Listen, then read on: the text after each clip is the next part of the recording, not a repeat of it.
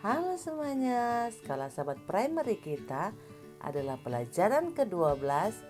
Judulnya Pencuri dalam Keluarga. Ayat hafalan terdapat di dalam Imamat 19 ayat 11. Janganlah kamu mencuri, janganlah kamu berbohong, dan janganlah kamu berdusta seorang kepada sesamanya. Pekabarannya, orang-orang dalam keluarga Allah selalu jujur. Pernahkah engkau melakukan sesuatu yang engkau tahu seharusnya tidak boleh dilakukan? Dan ketika seseorang menanyakan hal itu kepadamu, engkau berbohong. Bagaimanakah perasaanmu kalau engkau ketahuan sedang berbohong? Yakub berbohong kepada ayahnya dan menyakiti seluruh keluarganya. Engkau tidak akan menyangka bahwa Yakub dan Esau adalah kembar, karena mereka terlihat sangat berbeda. Mereka berbeda dalam hal berpakaian, mereka berbeda dalam hal yang mereka sukai, mereka sangat berlawanan. Esau senang berburu, Yakub senang tinggal di rumah dan menjaga hewan ternak keluarganya.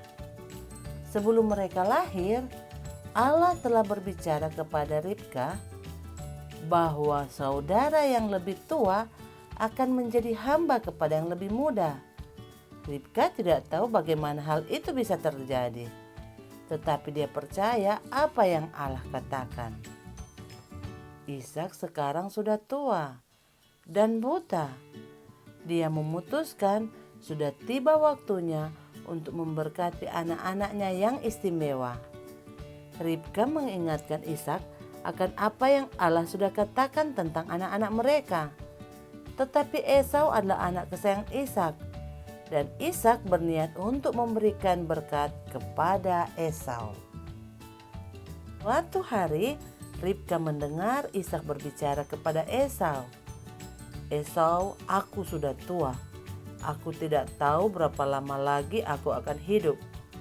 Ambillah senjatamu dan pergilah berburu. Siapkanlah makanan yang lezat untukku dan hidangkanlah bagiku. Kemudian aku akan memberkati engkau. Segera sesudah Esau pergi, Ribka memanggil Yakub. Dia beritahukan apa yang sudah didengarnya. Kemudian Ribka katakan, "Jangan khawatir Yakub. Aku mempunyai suatu rencana. Pergilah dan ambillah dari hewan ternak kita 2 ekor anak kambing yang terbaik. Aku akan menyiapkan makanan yang lezat seperti yang disukai oleh ayahmu. Kemudian bawalah dan hidangkanlah ke hadapan ayahmu supaya engkau diberkatinya." Yakub menjawab, "Tetapi dia akan tahu perbedaan di antara kami. Esau berbulu dan aku tidak. Ayah akan tahu bahwa aku menipu dia. Dia akan mengutuk aku, gantinya memberkati aku." Jawab ibunya, "Kalau ada seorang yang harus dikutuk, biarlah itu aku. Pergilah dan lakukanlah apa yang aku katakan." Lalu Yakub memakai pakaian Esau. Ribka segera menutupi tangan dan lehernya dengan kulit kambing. Kemudian Yakub pergi menghadap Ishak dengan makanan yang disiapkan oleh Ribka. Ishak mendengar Yakub memasuki ruangan.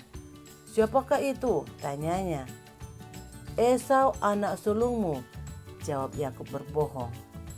"Aku telah melakukan persis yang engkau suruh aku lakukan, ayah. Duduklah dan nikmatilah makananku dan berkatilah aku." "Bagaimanakah engkau bisa berburu dengan cepat?"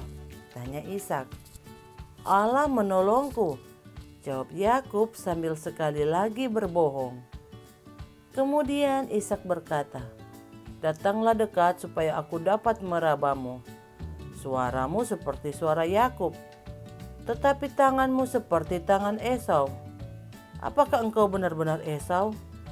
"Ya, ayah," jawab Yakub sekali lagi berbohong.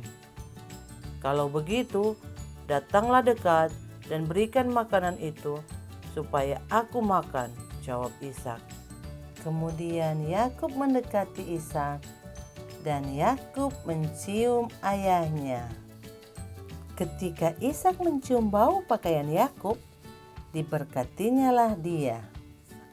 Lalu Ishak pun memberkati Yakub. Yakub segera pergi keluar. Dia baru saja pergi ketika Esau masuk ke dalam tenda ayahnya. "Ini makanan yang engkau minta, ayah," kata Esau. Ishak gemetar. Dengan suara yang bergetar dia bertanya, "Siapakah engkau?"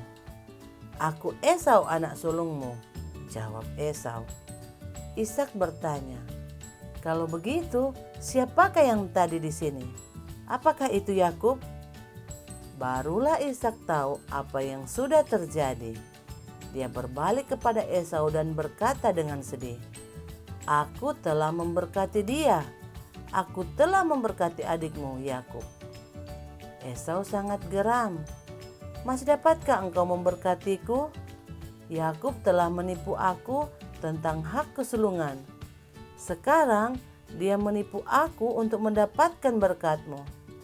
Dapatkah engkau memberikan kepadaku apa saja?" Ishak menggeleng kepalanya dengan sedih. "Berkat itu sudah diberikan. Aku tidak dapat mengambilnya kembali." Esau menggumam sambil meninggalkan tenda ayahnya. "Kalau ayahku mati, aku akan membunuh Yakub dan mengambil milikku kembali." Yakub tahu bahwa dia telah melakukan sesuatu yang salah dan dia sangat menyesal. Dia merasa sedih. Kebohongannya telah mengakibatkan masalah bagi setiap orang. Dia seharusnya menunggu Allah membuat sebuah janji. Allah tidak memerlukan pertolongan Yakub atau bahkan Ribka. Apakah yang akan terjadi sekarang?